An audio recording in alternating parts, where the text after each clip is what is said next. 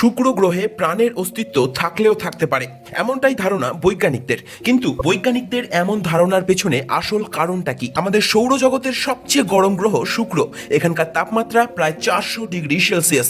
এই গ্রহের প্রায় 96%ই বসবাসের অযোগ্য, যেখানকার পরিবেশ কার্বন ডাই অক্সাইডে পরিপূর্ণ এবং এখানকার মেঘে রয়েছে সালফিউরিক অ্যাসিড।